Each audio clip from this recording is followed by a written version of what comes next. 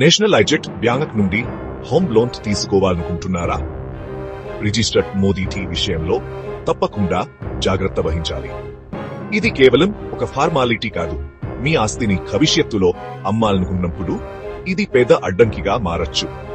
ఒకసారి మీ ఆస్తి రిజిస్టర్డ్ మోదీటీ కిందకి వస్తే దాన్ని అమ్మడం చాలా కష్టమవుతుంది. వీటెక్కు రిబెట్ననుందా?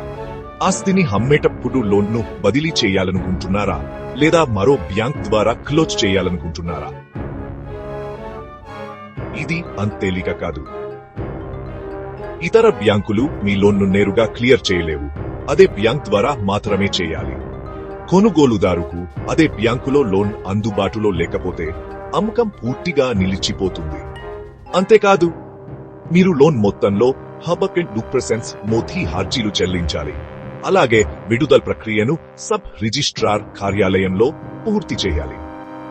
కాబట్టి డాక్యుమెంట్స్ పై సంతకం చేసే ముందు తప్పకుండా అడగండి, మోదీటీ రిజిస్టర్ చేస్తున్నారా లేక కేవలం సింపుల్ డిపాజిట్ చేస్తున్నారా?